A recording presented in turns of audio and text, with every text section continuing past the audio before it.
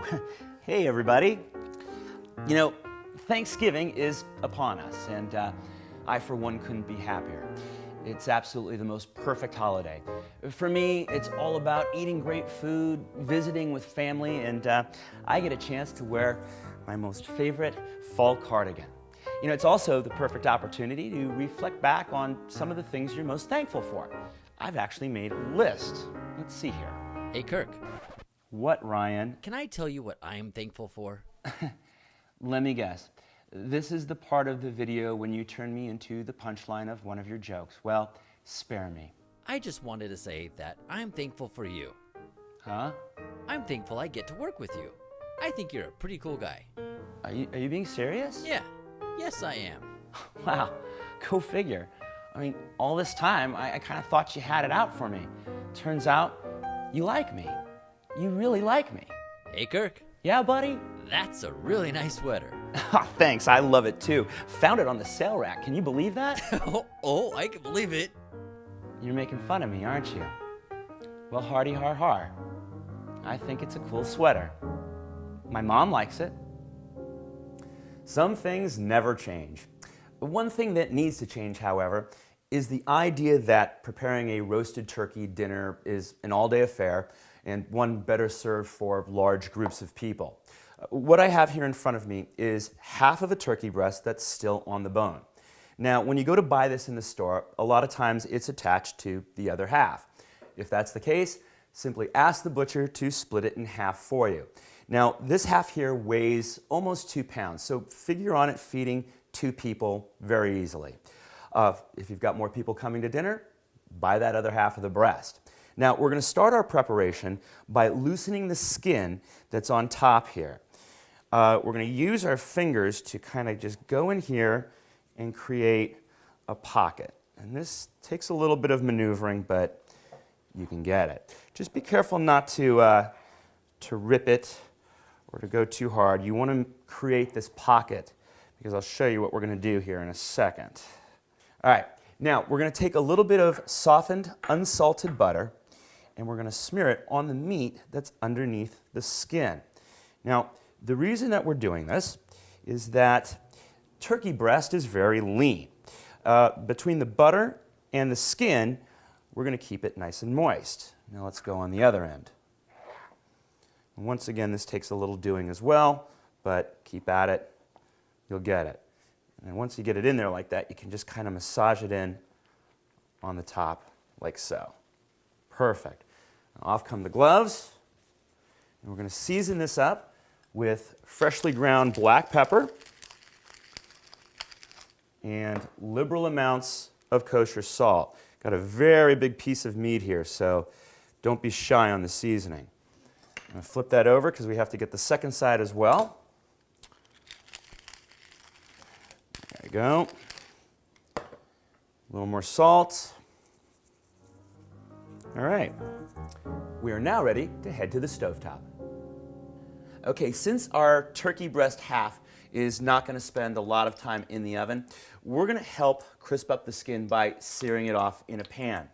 So what I've got here is a skillet with 2-3 tablespoons of olive oil that I've allowed to get very hot. And we're just going to place our turkey breast in skin side down. That's a nice sound. I'm covered up with a splatter screen to save our kitchen. And you're going to want to give this about 5 minutes or until that skin that's on the top there gets nice and golden brown. Okay, 5 minutes has passed, so let's give this a look and see what our skin looks like. And check that out, that's perfect. So now what we want to do is transfer this skin side up to a rack that we have placed on top of a baking sheet.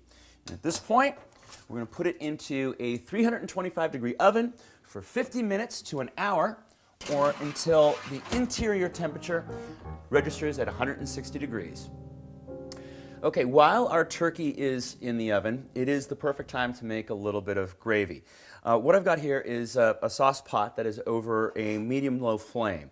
And to that I have added about 3 to 4 tablespoons of butter and an equal amount of all-purpose flour. Now, this is called a roux, and it's used to thicken sauces and gravies. I've already got that going here. You want to let this cook for a couple of minutes. stirring, or whisking I should say, the entire time. It's at this point now where you're going to want to add your liquid. I'm just going to pull it off the flame, and I'm going to add about a half of a can of canned chicken stock, whisking vigorously, because this is what's going to keep the lumps out. Good. All right. Back to the flame it goes. All right. Now we're going to want to bring this back up to like a simmer, and you want to be really, really diligent about whisking, because what ends up happening is the flour will want to kind of sink to the bottom, and it can cause it to burn or scorch or kind of get clumpy and lumpy. And last time I checked, that's not good. And as you can see, it starts to thicken the hotter it gets, but it'll never get its thickest until it actually comes to a simmer or a boil. And you can see it really thickening up there. Okay, good. Now at this point, I'm going to add about a quarter cup of any type of dry white wine, whatever suits you.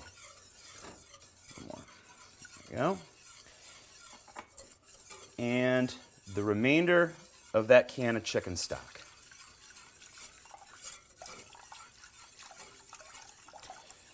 I'm going to also add about a tablespoon of fresh herbs that I've chopped. I'm using thyme today, but feel free to use rosemary, sage, whatever you like. And we're just going to season this up with a little bit of salt and pepper.